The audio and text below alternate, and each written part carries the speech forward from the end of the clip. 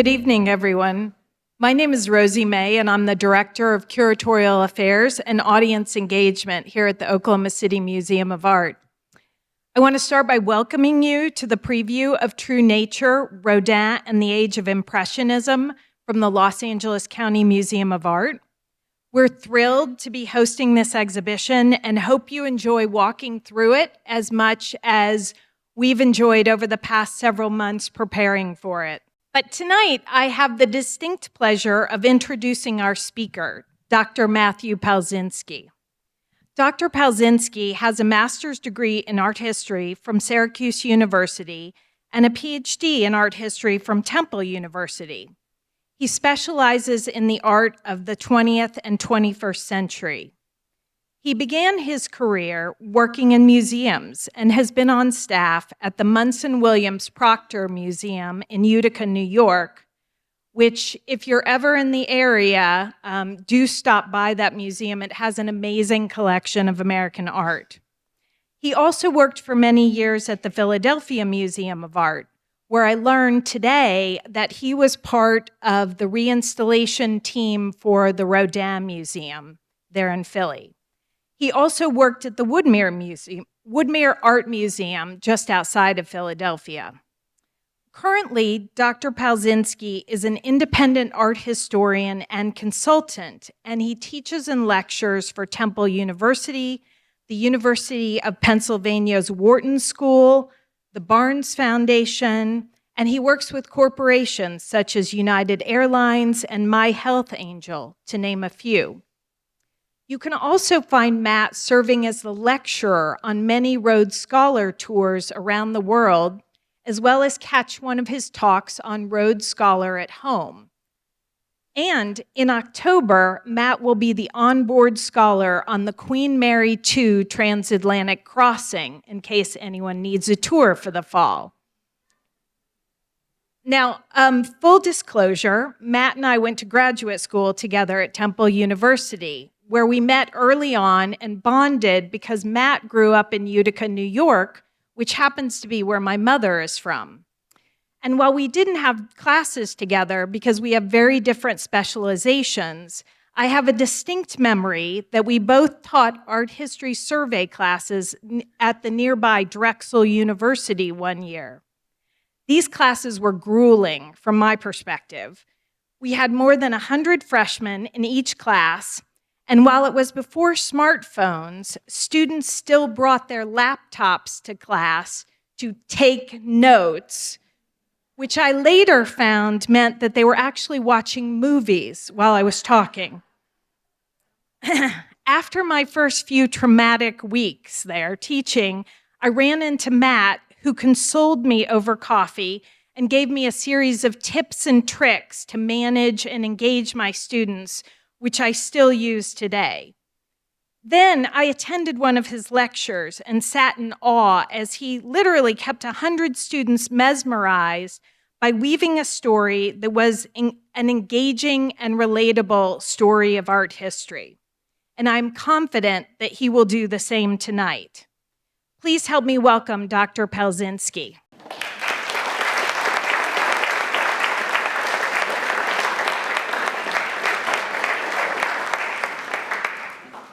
Thank you, Rosie. That was very nice. You never know what to expect when someone does a nice big introduction like that, but it is really very nice to hear. And I want to say something to you all that I've been saying repeatedly since being in Oklahoma now for almost a day. And it is true. It is from the bottom of my heart true. I don't know if it's in the water. And if it is, please someone go to a sink and fill me up a bottle so I can take home to my twin sons back in New Jersey, or what it is, but I have been all over the world, everywhere except Antarctica, and met people all over the place. And I honestly, truly, am not saying this because I'm here tonight. I don't think I've met kinder, more friendly, nicer people than the people in this town. So please give yourself a round of applause. And and give me some Oklahoma City water to take home because there's something happening. I don't know what it is. It's really pretty amazing. It's making me feel very, very welcome, and I am thrilled to be here. My email is on the screen. If you have any questions or comments, please shoot them towards me. Also, my website below, and I have maybe 20 or 30 upcoming talks in a queue. A lot of them are online, so if anyone's interested, you know how to find me. And yes, I heard a little rumbling during the QM2 transatlantic crossing thing. Has anyone taken a crossing? There's one hand, two hands. I've done 7 crossings, and this will be the 8th coming up. It's a magical, magical experience, so please do that. You get to go to New York and over to Southampton. You know how to find that. But that's not what we're doing today. I'm listening for the reaction. I said to myself, make sure you hear the reaction. Does it shock you to see something like this? Identify the feeling that you are having. Identify a word or two in your mind right now. Woe is a word. There are some other words. This is not a lecture about the history of modern sculpture, although that would be fun. I've done those before. People like those. But in some ways, it is a lecture about the history of modern sculpture. I'm the kind of art historian that believes that when you take an artist or the work of an artist out of context, you lose something. And I know as a human, there's the art historian side of me, there's the human side of me. I know that side of me feels very strongly that the context will tell us a lot more. It's a bit like being in Oklahoma City. This context is telling me more about all of you and all of this, and it's great energy. Well, the context of the history of sculpture doesn't make sense without Rodin. Now, I know you know all of this, and I know some of you are knee-deep in Rodin's work and in his life or in the work of the Impressionists. It doesn't make sense to look at the whole history of sculpture without it. Well, here's where we are now. This is a relatively recent piece, 2007. How many of you know Damien Hirst? Do you know that the title of this comes from his mother, who said to him, "For the love of God, what are you going to do next?" And that's true. And he kept the title. The reason she's asking that is because you're looking at a real human skull, and the real human skull is covered with flawless diamonds. To make this would be tens of millions of dollars. There's no public disclosure about who owns this. It's believed that he himself owns a share in the work. This is the world of commoditization and blue chip art. A lot of you lived through the 80s. You remember this. We're still there. And for so many of us, it's shocking. Why does it look like this? How dare you use a skull? For Hirst, there's an underlying story about death and the brevity of life. You've heard the term still life. Well, that's what still life paintings are. That's why life is in the title. Because these are paintings that teach you, that remind you that you're still alive now.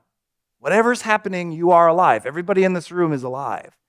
And when you look at a still life painting, the idea is to look at death, and this is why you have skulls and fruits and things and still lives, and remember that you're still alive.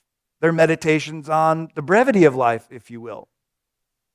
Well, Hirst is giving us a modern day meditation on the brevity of life with that skull. So shocking, yes, but also part of a much longer line. A line that also includes another head from our own time, by the way, another British artist, Mark Quinn. Quinn has this to say, as you can see here: the self is what one knows best and least at the same time. Casting the body gives one an opportunity to see the self. Did you catch that little line? Casting the body? This is made with his own blood. Am I shocking you yet? And the goal is to shock you. I started with the skull and we're doing this. We're still shocked. He does this every now and again. Actually, every 5 years, he uses his own blood and makes a head like this. It shocks all of us. But again, if you have the right art historian to put it in context. Maybe it'll seem less shocking that we're looking at death and life, and we all know this isn't the first artist to put her or himself into the work. You think of Pollock very famously putting his body in the work and the blood, sweat, and tears that you put into it. This is a little bit of that. But when we think of this level of shock, hold on to this level of shock, you will be nearing the kind of responses that many audiences would have given the work of Rodin in his own time. That's something I want you to take away.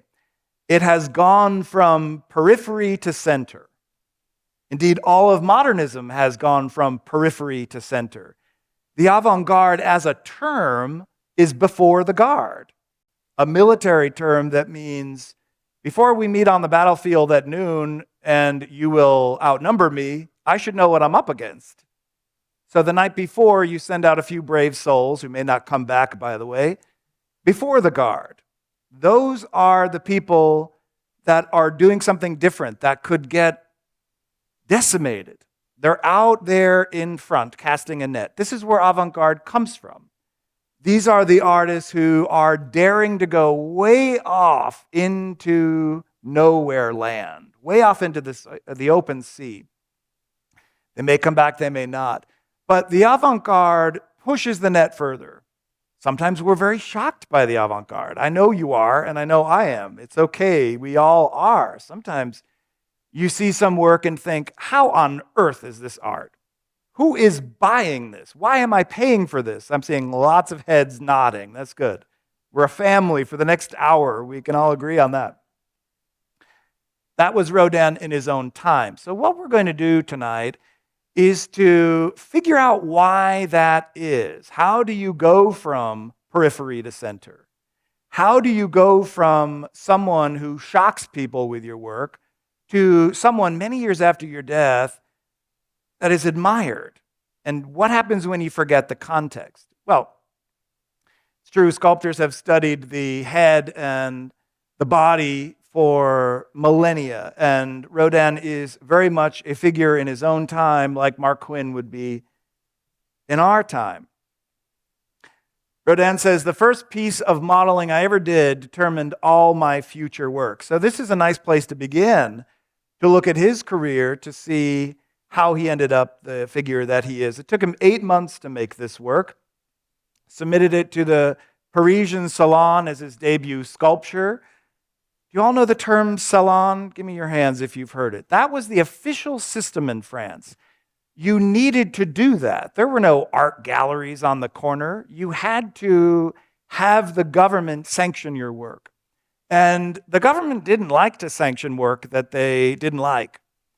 And so having a work of art like this, even at a salon, meant something. It meant that we are moving the needle ever so slightly. Well, though he submitted it to the Salon, it was rejected not only once, but twice, in 1864 and 5. And you know why that is. Because it was as shocking as the two head-based pieces that I showed you a minute ago. The Salon didn't think that this was even palatable.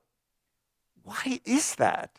This isn't a skull covered in diamonds. This isn't a head made of your own blood. What's so wrong with this? One of the things that was so wrong is that it's a portrait of a neighborhood handyman. That alone doesn't shock you and me, but it shocked audiences then. You were meant to go to the salon and be moved. It's like going to hear Yo-Yo Ma play. I can't play cello like that. I can't play cello at all. We are moved by something better than what we can do. This is what art was traditionally meant to do. And when audiences went to see something like this, though not at the salon because it didn't get in, there was a sense that it was too easy. It was too common. We're supposed to be looking at the ideal. We're supposed to be looking at something that's better than what you and I can do. But if it's just a guy from the neighborhood who was a handyman, nicknamed BB, by the way, who, true to the work, had a broken nose, then you weren't getting the bang for the buck that perhaps, you should have been getting. So that broken nose there is the defining factor here. And if anyone in this room has had a broken nose, you know how painful that is, and you know how that plays out. Well, this determined in so many ways the future of the history of sculpture, BB's broken nose. One of the other things that's so fascinating about this particular work is that not only was BB broken-nosed and considered not very idealized, but he was bearded. There's some beards floating around. Nowadays, it's a bit more common, but it responded to what was called the beard movement in the 19th century. In 1861, there was an article in the British Medical Journal, and it suggested that the American economy lost an aggregate of 36 million working days in an average year. Do you know why? Because people spent too much time shaving. Fellas, the next time you're shaving, think about that. It takes some time. It does. There was an article about this. We shouldn't be shaving because it's not good for productivity. This all changes around 1900 when the clean-shaven look and the mustache come into style. So we're starting to bridge the gap here and there. So automatically, we have a broken-nosed guy with a beard, and these two things suggest something. They become, let's say, signifiers of a moment in time.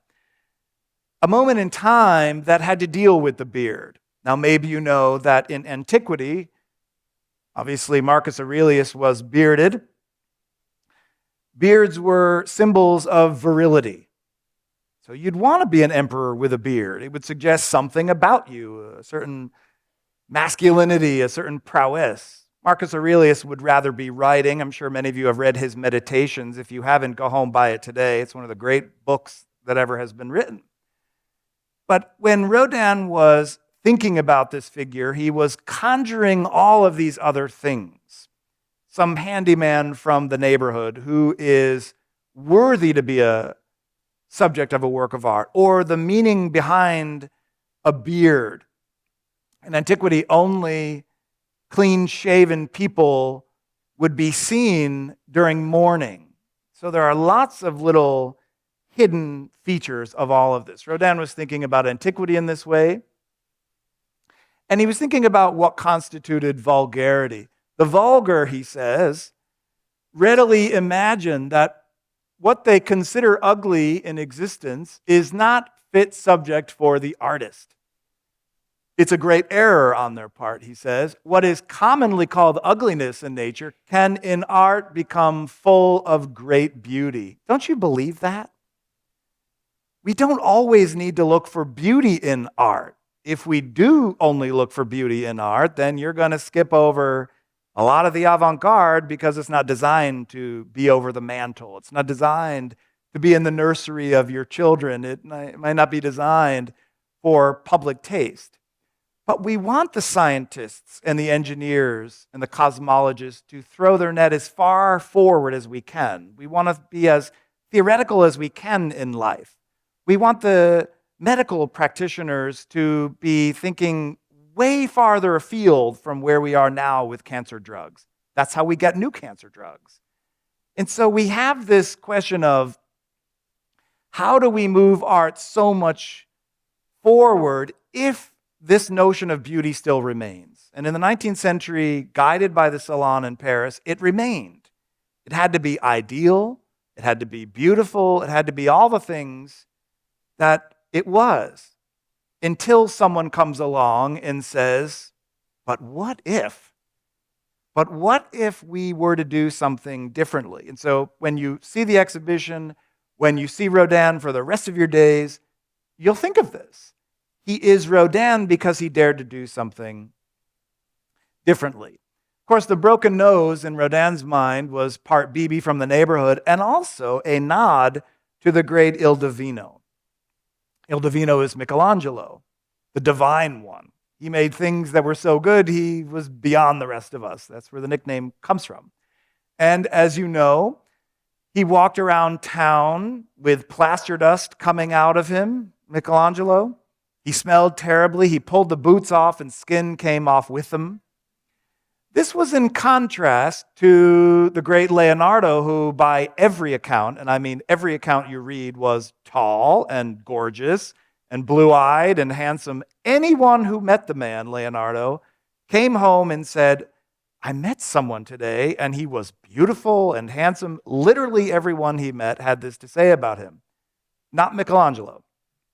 Not very well liked, not very handsome, and that broken nose haunted him for a long, long time. Of course, Rodin goes to Italy in 1876. He gets to experience more and more and more of this. What we can make of all of this instinct on Rodin's part, is that he wanted more, he wanted to see things differently, and he wanted to capture people as they are.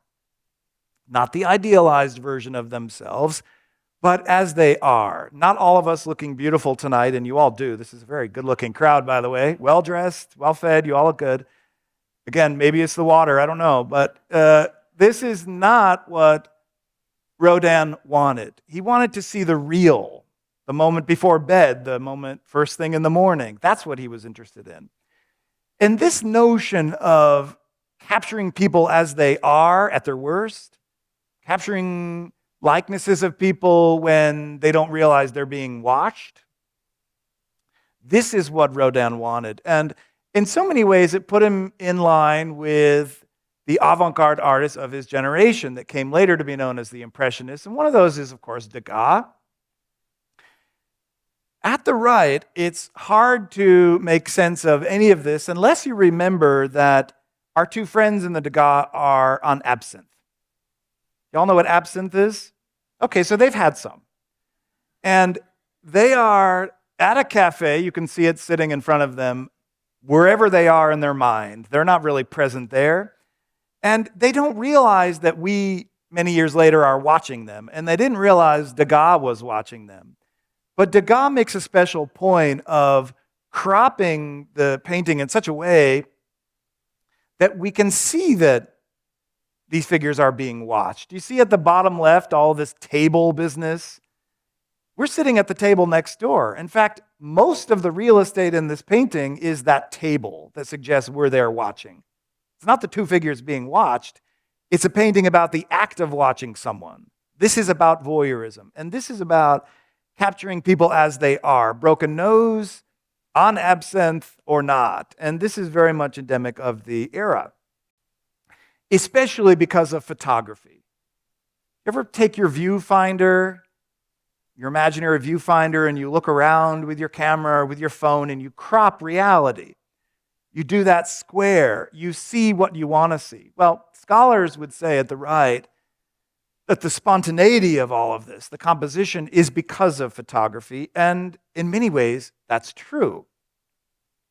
This is not a lecture about the history of photography, but in 1839, Degas takes a process that Niepce, a French inventor, had already made in 1835 and pushed it further, making a daguerreotype. Now, it takes a few decades, 40s, the 50s, the 60s, to catch on. And by the 1870s, it was very clear in France that art was never going to be the same again. How could it be? If you were trained as a painter to make the likeness of one of you nice-looking people, then why would I need to know how to do that if I can just take a photograph of you? In fact, a photograph would make it more personal. It might give you more data. Photography changes a lot. It changes the way we think in the 19th century. It changes the nature of subjects. Here's a still life, again, a meditation on the reality of us being here. You see, when Rodin starts making art, he's making it with all these satellites flying around him. He's making it after the invention of the photograph that changes everything. And you can see upstairs the great Steichen work, the silhouette. It's a gorgeous work of art. But you remember that Steichen, who was the early 20th century, was, along with his best buddy, Alfred Stieglitz, working together at their gallery in New York called the 291 Gallery to convince everyone that photography was actually art. No one in the 19th century really believed it was art. People felt that it was good for science, chronophotography. People felt that it was good for sociology. We could learn about each other, or even archaeological documentation, but no one thought it was a work of art until Steichen and Stieglitz come along and make photographs like this. This doesn't document anything, doesn't show me anything, but it shows me something artful. It shows me something beautiful. It pushes this kind of thing forward. And so we can have a pairing of Steichen and Rodin because they both dared to see what wasn't there. They both dared to take their respective mediums and make it something that it wasn't yet. You will also be aware that the first Impressionist exhibition in 1874 was held at the former studio of another great photographer, Nadar. And so even when we think of Impressionism, and there are 8 Impressionist exhibitions, starting in 74, going all the way to 1886, we start to imagine a world where the artists of that era, the forward-thinking innovators, the avant-garde artists, felt a connection to photography. It was brand new, and they were brand new. Everyone was doing something together. I won't ask for your hands, but I know that some of you have seen exhibitions of Monet or of Renoir or of Pissarro or Impressionism. Some of you hit up the gift shops. I know you did. Some of you came home with a mouse pad or an umbrella or a mug. There's no shame in this. I have some of these things. It's all good. You know, in museum land where you sit around and you plan out the exhibitions for a few years, if you have a collection of Impressionism, you want to bring those out every couple of years, because when you put Impressionism in the title, you can guarantee X amount of sales in the gift shop, X amount of places people will eat in the neighborhood, X amount of hotel rooms. There is an economic driver to Impressionism. And how odd is that? Because literally no one went to the 1874 exhibition. No one. Everyone thought it was the work of the insane. Is this because it was open at the wrong hours? No, it was open all day and into the night as a gesture towards working people. Maybe it was too expensive. The salon in 1874 cost 10 francs. 400,000 people went to the salon in 1874 at 10 francs a pop. Okay, it's a lot of people. But the Impressionists show, the first one, cost 1 franc. That's not a whole lot of money. And the French like to go see art, especially in the 1870s. You'd imagine everyone would have paid for that. But only 3,500 people did. 3,500 for 1 franc, 400,000 for 10 francs. That's because everyone thought this was way beyond what is acceptable. Now we buy mouse pads and we love Monet, and it's all good. I do too. But that's not how it was in 1874. This was the work of lunatics. And we can see this. In the reviews, Louis Leroy said, "Impression, I was certain of it. A preliminary drawing for a wallpaper pattern is more finished than this seascape." That's not very nice, is it? As an artist, you want to feel that your work is shown. Everyone likes approval, especially when you put your work out on display. But the French didn't like this. Is this an isolated incident? No, it's not. Castagneri said this: "Once the impression is captured, they declare their role terminated. They are impressionists in the sense that they render not a landscape, but the sensation produced by a landscape." We get it, us bright people of the 21st century, but that's not what art was supposed to do in France, of all places, a country that prides itself on its art. I don't want a sensation of a landscape. I want a landscape. I want something that is not an impression of a scene, but is that scene. But you see, with photography, we don't really need that scene anymore because that's been done by the machine now. So what is there left to do? Well, you start experimenting. And that's exactly what happened. So we have Rodin coming to age at this moment when all the rules are changing. There is no Rodin without Impressionism. There is maybe not Impressionism without the photograph, and it goes like this. And there is no Impressionism without the Salon des Refusés. This happens in 1863 at the right, at the left, 1874. So we're 9 years, not a lot of time here. The Refusés was a show that the government in France put on because so many works in 1863 that were submitted to the Salon got rejected. Thousands of works got a stamp of absolutely not over my dead body will this ever be shown. But the government in France was nervous about this. You know the French, they like to build barricades and have revolutions throughout the 19th century. And in the Second Empire, you'd be a little nervous about this, because what if people revolted and said, who are you to say my work could be shown or not? And so the government decided, well, let's keep everything nice and tidy, and we'll have a whole other show, but we'll call it the refusals. The refused. So everybody knows, but we'll put it up. And this changes everything, because now artists that didn't get shown got shown, even if they were called the refused. And artists got to have more credibility for doing that. To say, I won't do things the way you want me to. I will gladly accept the title of being a refused artist. It gives you street credibility. At the left is the work of art that won the top prize at the Salon of 1863. This is what art was meant to look like. Ideal, mythological, perfectly painted. This is not what the Impressionists offered us. Ladies and gentlemen, this is not what the Impressionists offered us. Monet gives you an impression of a sunrise rather than the sunrise. Painting that has no brush strokes, like the painting at the left, was the standard. Would you say the painting at the right has no brush strokes? I'm going to say no. We can see all that brushwork. And if we compare it to a similar water scene from exactly the same moment, Tom Aikens in Philadelphia, a year apart, we get that sense of how revolutionary this group of French artists was.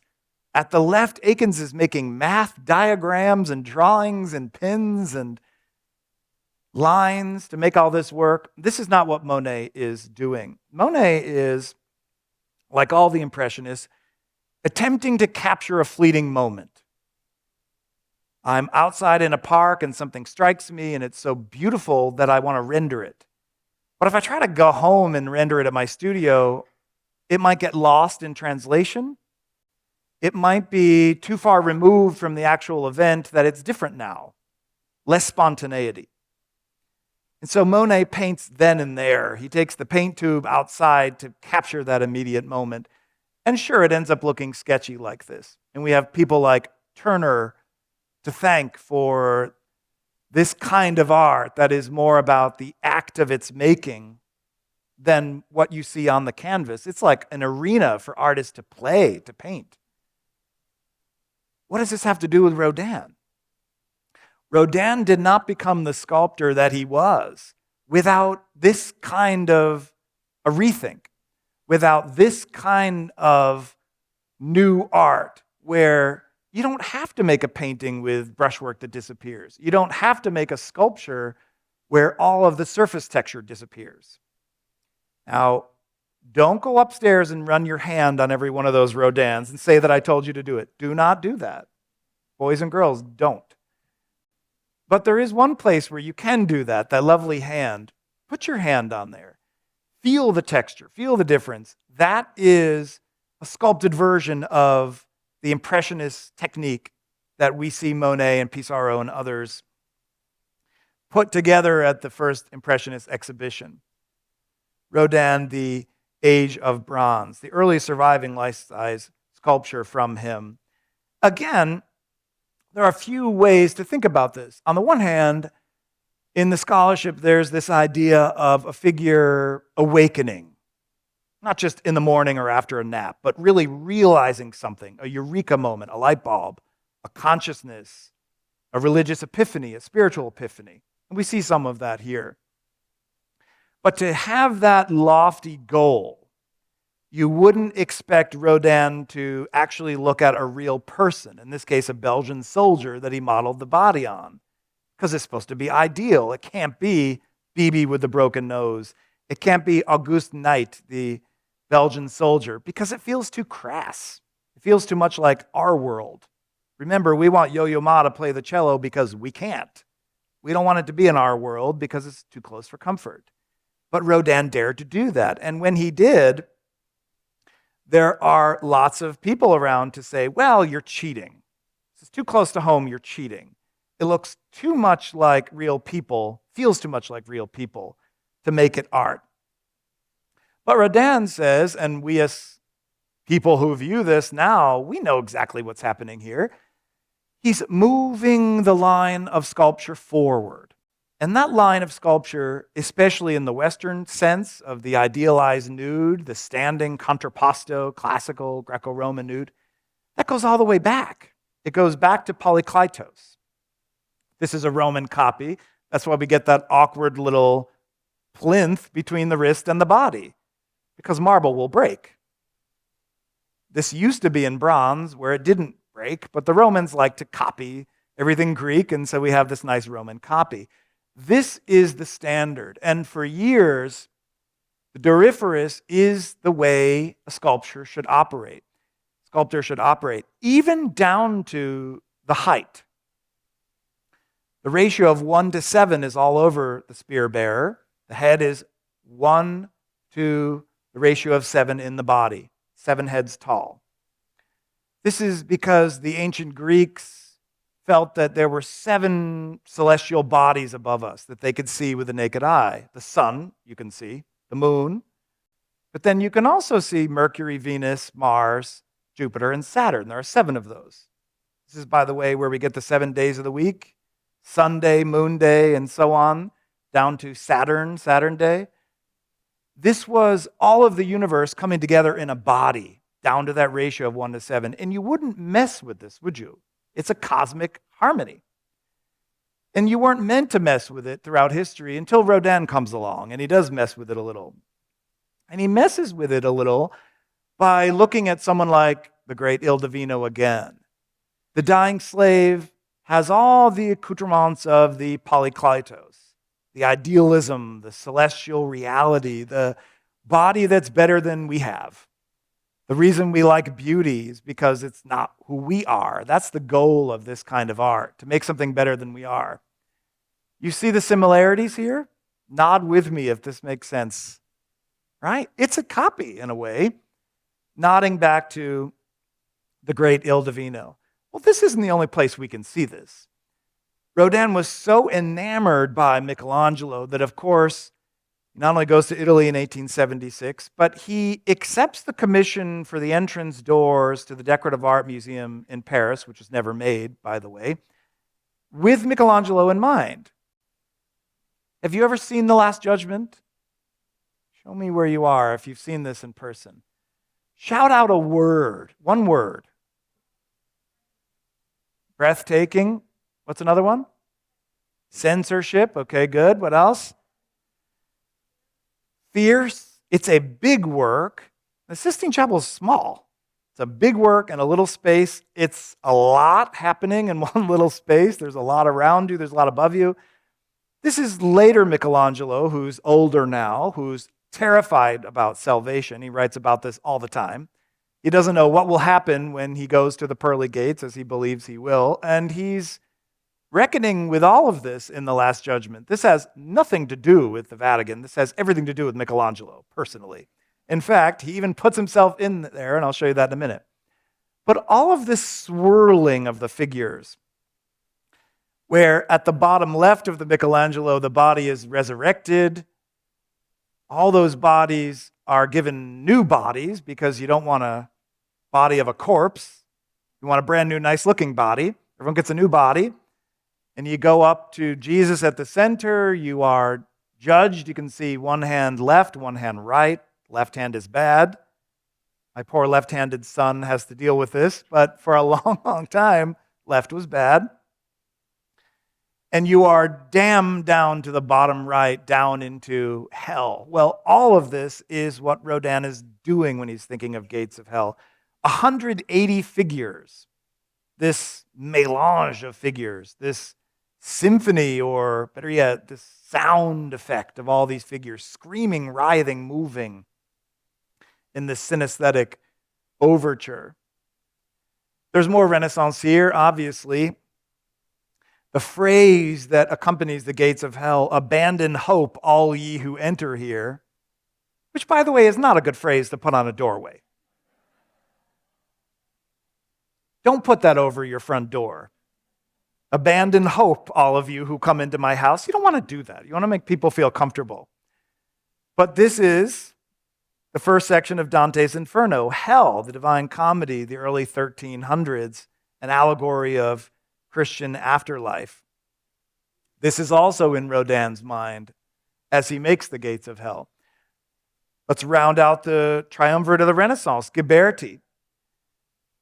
Ghiberti makes the gates of paradise as a life's work and got the commission after Donatello and Brunelleschi lost that competition.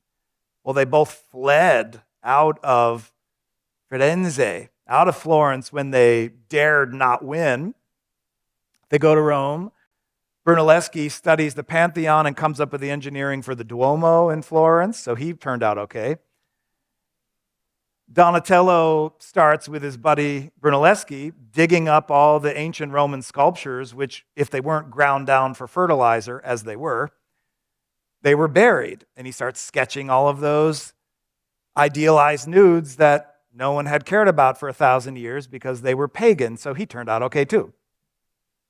But Ghiberti gets the competition, he makes the gates of paradise, and this is in Rodin's mind, this great big gates. Why not have a gates for our own time?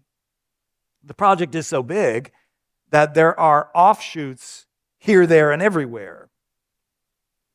I don't know that if you've ever worked on a project for decades of your life, maybe you have. That is a long time. Usually you do your job and you turn it in and you move on, but this is a long time. And in the process of this, for a commission that was never realized, by the way, you end up with all kinds of offshoots. Perhaps the most famous is the thinker. In that pose, that elbow on the knee pose, that's the melancholic pose. The melancholic pose is one of the most famous in the history of Western art. We see it all over the place, especially in Dürer's Melancholia I. Melancholia is a state, a temperament, mixed with three other states, three other temperaments. The sanguine, the phlegmatic, the choleric. All this goes back to antiquity. Maybe it's birthed by the Greeks. We know that the Greek physician Hippocrates has something to do with writing all of this down about 400 BCE, but it probably goes much farther back than this. This idea that we have fluids in our body that determine our behavior. And if you had too much black bile, and you don't need me to tell you what that is, it's a fluid in your body, black bile. You had too much of that, and this is all pseudoscience, by the way, it meant that you were melancholic. If you had too much red bile, we know that's blood, you were sanguine. Your face gets red and hot. If you have too much water, the white bile, you were phlegmatic, like phlegm, and that determines your personality. We don't believe this for a second now, but for a long, long time, this was the science of the day, and it inspires not only Dürer's Melancholia, but Rodin's Thinker, and a whole long line of some of history's great melancholics, including, of course, Carpeaux from Rodin's own time. But what about poor Michelangelo? Here's Michelangelo's melancholic self-portrait. In some ways, not directly, not after his own body, but the visual manifestation of his emotions. Elsewhere on the wall, by the way, is Michelangelo as St. Bartholomew, which really does give you a portrait. But here, this is the personification of how Michelangelo is feeling because he thinks he's going to hell. So you might look like this if you're Michelangelo and you think you're going to hell. damned as an eternal melancholic. Sticking with the Sistine, let's get away from the wall and look up at the ceiling. The temptation and expulsion of Adam and Eve. Poor Adam and Eve are so gorgeous on the left side of the tree, aren't they? But then not as gorgeous on the right. This is because the serpent is in the middle there. And look at what happens to Eve all the way at the right, how her body changes. She's got that melancholic way about her, the pose. And now take a look over there at Eve. See how her body posture is?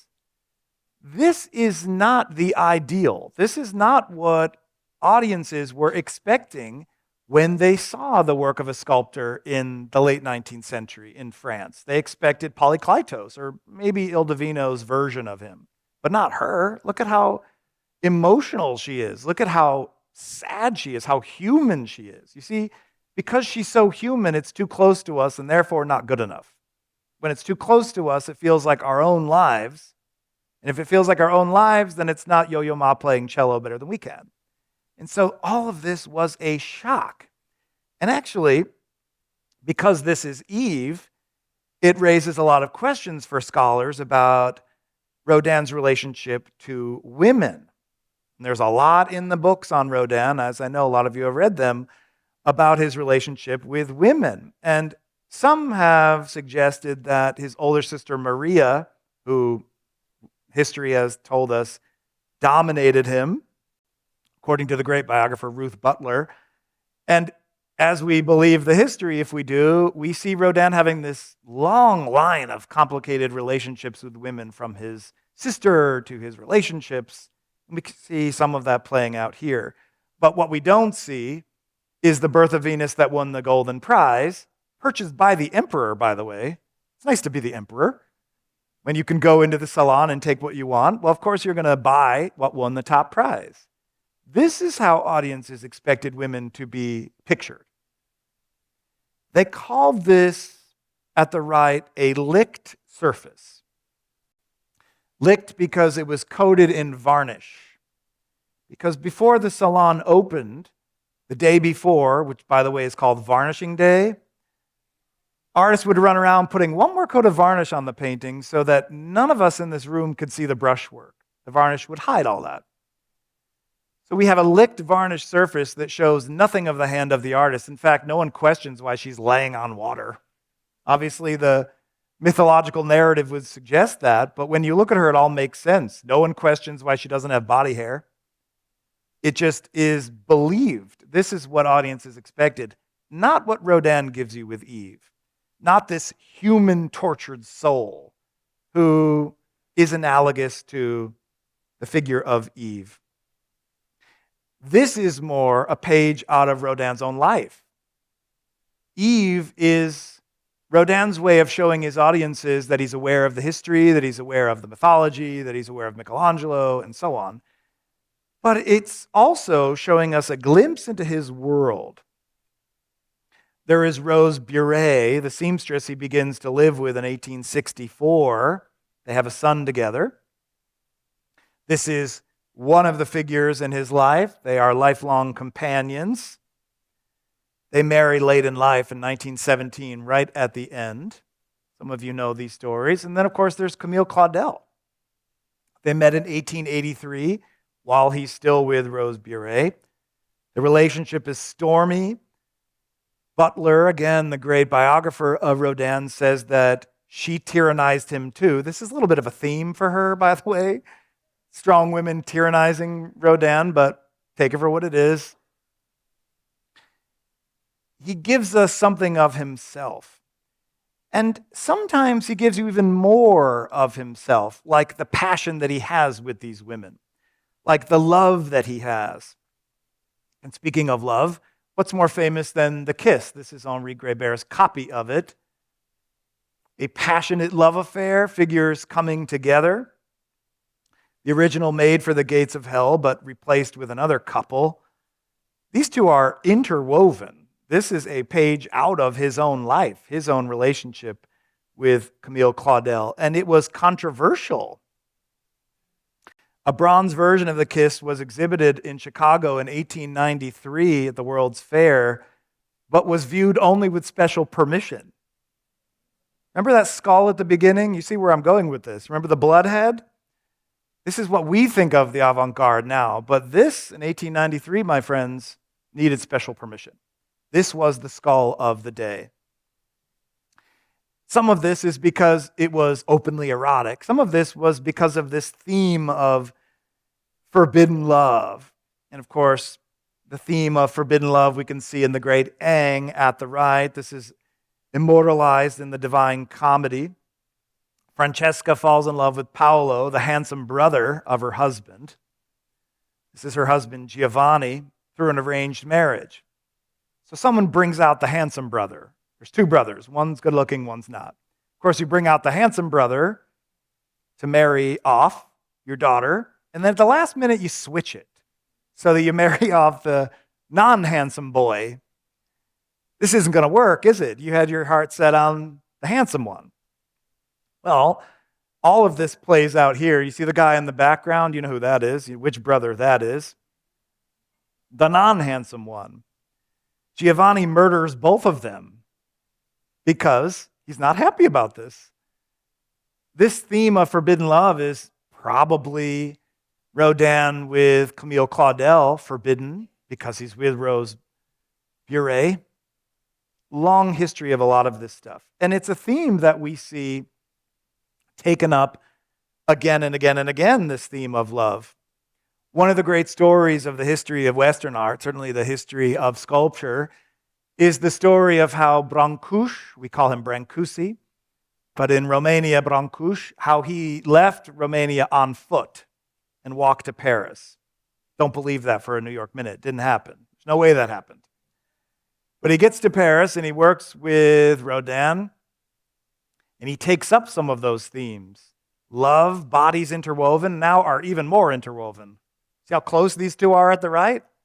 He's taking shock all the way down to another level. It was Brancusi who famously said about Rodin, "No great oak tree grows in the shade of another oak tree." Don't you have stories like that in your own lives where at one point you had to say, "I'm out of here. I can't stay as your intern. I can't work for you anymore. You are too much of a giant that if I want to grow, I have to go. If I want to get bigger, I can't have you hanging over my head, you great Rodin figure," because indeed he was. And it's this kind of legacy, especially in the early 20th century when Rodin was now very famous, that brought us a whole generation of the next art that was indirectly influenced by Rodin. But this is Brancusi's Bird in Space. Not an image of a bird, but a sculpture that looks like the essence of a flight of a bird. Words like streamlined and aerodynamic come to mind. This was light years away from even what Rodin was doing, but Brancusi had to leave. He had to leave that oak tree to grow. In some ways, this is a take on the whole history of Western sculpture. At the right, Bernini's David asks us to walk around it, to circumambulate it, to go in a circle. Because you can't see it just from the front, like Michelangelo's David was meant to be seen. You have to go all the way around it to get a sense of its motion. And we see some of that in the Brancusi. Without Rodin's sculpture, there is no Matisse the sculptor, by the way, whose sculptural work was first shown at the 291 Gallery in New York, where Steichen was the co-owner. There's a lot of these little twists and turns that brings everyone together. The story is that Matisse is sculpting and the table falls over and the body he's working on breaks into a lot of pieces and the leg just gets lobbed on the body. And so he leaves it. Happy accident, serendipity. And we see that leg become a painted version in Baltimore at the right when we get the blue nude. None of this happens without Rodin's sculptural work. Look at the texture of this, that anxious, rough, ready texture. As we have Matisse, we also have the great Picasso. And during the Second World War, When Picasso is getting medal behind enemy lines, miraculously because he's Picasso, he's able to make works like these, works that comment on the state of the world, the state of the war, the state of Paris, but also showing you that surface texture that's not pleasant. It's anxious. It's uncomfortable. It's 1943. Think of what's going on around him. As we think about the war, we think of immediately after the Second World War and how Giacometti, one of the great sculptors of the world, how many of you love him? I love everything about this man's work. How these emaciated figures were these personifications of a post-war world. You wouldn't make big, robust, rotund people after the war. We were hungry. 85 million people just died. There are philosophers, especially Sartre, who wrote a catalog opening for Giacometti, who were openly asking if civilization just died out, if this was the end because of the war. And so Giacometti plays that into his work, again, while being in some ways a direct line back to Rodin. And then we can go on and on and on, all the way up to today. Here during the moment after the war in New York, Seymour Lipton gives us this womb-like image. See that subject inside the womb? It's like a bird, it's like a baby. This was the rebirth after the war, but yet look at the texture of this. It's prickly. It's hammered. This is all thank you to Godfather Rodin in the background. And it's this kind of surface texture that makes Rodin so good. We can see this in the burgers, where the hands are right there in front of us, where we're asked to be empathic, where we're asked to remember these people here, the 6 top leaders of the city of Calais in France, who had to surrender in order to get the English to stop bombing them. The top 6 were given up so that the war would end. That's real drama there. That's real psychology. And Rodin wanted this all to happen at ground level. He didn't want this up on a pedestal. That was a no-no. He wanted this all at ground level so that we can come up and see the hands, see the body, see the texture, see them in our own space and feel something human. This idea of feeling, of empathy, of showing reality as it really is something that we can see over and over in Rodin's time.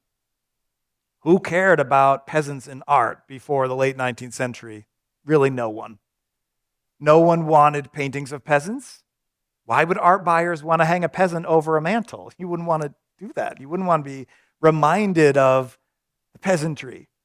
And yet, somewhere in the 19th century, you see more and more images like this Pissarro, more and more images of people as they are, meeting them in their own space, using our empathy to understand them. And sometimes we see this on the streets where we live in Paris. We see people as they are, standing right next to us, as in the Caillebotte. And in some ways, we see all of this play out in Giacometti, in Caillebotte, in Rodin, and in the like. There are lots and lots and lots of things to be said about Rodin, no doubt. One of those things is that this new version of the world where we see city streets in the Caillebotte is part of a greater package of what's going on in Paris, where boulevards are built, where ancient medieval streets are taken down for the great French boulevard, where none other than Voltaire writes about the changes in the city. The markets were established in narrow streets, showing off their filthiness, spreading infection and causing continuing disorders. The Louvre facade was hidden beneath buildings worthy of the Goths and the Vandals. You don't get Rodin without all of these societal changes, without the history changing, without all of the city changing in front. One of the things to be said also along this line is, like photography and Haussmannization, Japanisme, where suddenly everyone in Paris is enamored by Japanese style. Here, Rodin first met the Japanese actress Ota Hisu, known as Hanako, and made an image of her. Totally enamored by this kind of idea. Japan was closed for centuries. Very little in, very little out, except through one little port in Nagasaki. And then finally, and I've given an 8-hour lecture series about this little piece, so I'm abbreviating this for you all, trust me. There's a lot to be said. But Matthew Perry is, as Commodore, given the directive to get America into Japan, and he does, and we finally have a convention for this, opening up ties with the US, and the French want their own treaty, and they get it, with Japan. And this meant that at the 1867 exposition in Paris, suddenly millions of people, 15 million visitors were there that year, got to see Japanese things at this pavilion at the exposition that they had never seen before. No one had seen a kimono. No one had been to Japan. No one had seen porcelain. Monet filled his house with Japanese prints. Monet copied bridges as fast as he could, including this hokusai in his collection, by the way. Pissarro says, Hiroshige is a marvelous impressionist. Me, Monet, and Rodin are filled with enthusiasm. These Japanese artists confirm to me our visual position. This is not just a head of a Japanese actress. This is the culmination of major paradigm shifts. Japan opening historically, everything else that's going around. Rodin begins to draw at age 10. My boys are 11 years old, twin sons. They're pretty good artists. Not really. One maybe more than the other. But Rodin was good at 10. He's denied 3 times entrance to the École des Beaux-Arts, humiliating experience for him.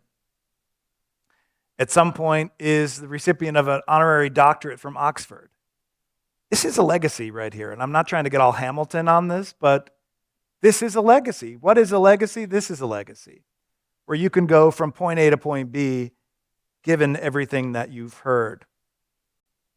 Read Rodin, a biography by Grunfeld. That'll teach you a lot. Read Butler's The Shape of Genius from 1993. That'll teach you a lot.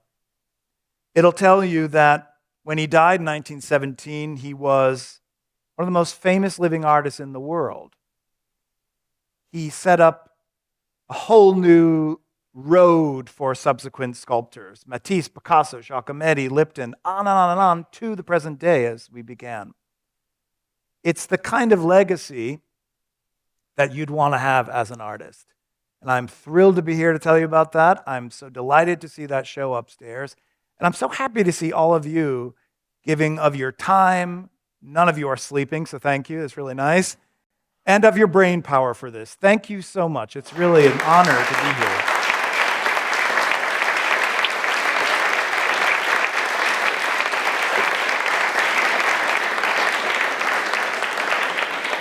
And I am happy to take comments. Tell me what you saw today that moved you, and I will repeat the question to make sure everyone here. Yes, ma'am.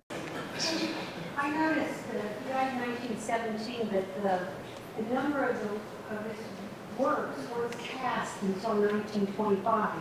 Yes. Thank you for paying attention, by the way. That's really good. So what happens is when Rodin dies, the question remains with a plaster. If you're an artist working in a plaster, you can cast that, and there's a whole chunk of the exhibition that I'm really happy to see that goes through that whole process of casting of that. The decision has to be made, do we just cast thousands of these and send them around the world, or will that devalue? And the French government sets a standard for how many casts should be made. And this will naturally happen posthumously. And that standard is set, and there's only so many copies that are made, and a lot of them happen after his own lifetime. Remember, he left a lot of things in his studio uncast. And it's in his mind as he liked it. It's the equivalent of what Paul McCartney has been doing. Now, I know you all remember the 60s, some of you. The Beatles break up officially in 1970, but really John Lennon left the group the year before. And Paul McCartney announced 3 days ago, I don't know if you saw this, but he announced that he's going to take one recording and it'll be the last. Well, my first thought is, it's a recording that John Lennon made in 1978. John Lennon died 2 years later. The Beatles broke up 8 years before, so not even a Beatles record, but okay. And Paul McCartney is going to make this, fix it, and that'll be the legacy. Paul McCartney did this 5 years ago with Let It Be, an album that they all hated because Phil Spector, remember him? The Wall of Sound, Phil Spector, that guy, his story didn't turn out well. But Phil Spector just ruined Let It Be and they all hated it. So Paul McCartney comes back and makes Let It Be naked, strips it all back and so on. But the question for me, just like the question you're asking is, does this change the Beatles' work? John Lennon's not here to approve this. What happens when you start casting Rodin's after he's no longer here and you start putting them together? Maybe he wasn't finished with the Gates. Clearly he wasn't finished with the Gates. So why cast it as is if we don't even know that he's finished it? And so a lot of these bigger philosophical questions come up when that happens. But the short answer is it's the French government deciding how we do this, how much to do this, and when to do it. And they were smart to make that decision. But it raises a lot of really interesting questions about who the author is. Just like I'm sure if John Lennon saw that Paul McCartney remade his song, he would say, wait, hold on. Can we do this? Should we do this? Thank you. Well, barring any other comments or questions, I'm around. Please grab me. I have business cards if you're interested to send me a question later. But that's my email. Take a screenshot if you'd like. I have to tell you, I've been giving talks for years and years and years. And every now and then, and I mean usually every week, there will be someone from somewhere who emails me. I saw a talk you gave in Amsterdam X amount of years ago. I was in Easter Island with you 3 years ago and you said this. And I was in the grocery store and it occurred to me what you meant when you said this. So, dear Matt, I hope your sons are doing well. They're probably bigger. I remember when we were in Tahiti, you said this. I get it now, 6 years later. So that may happen to you. It happens every week. Swear to you every week. So that's my email. Reach out to me at any point. Thank you again. Thank you.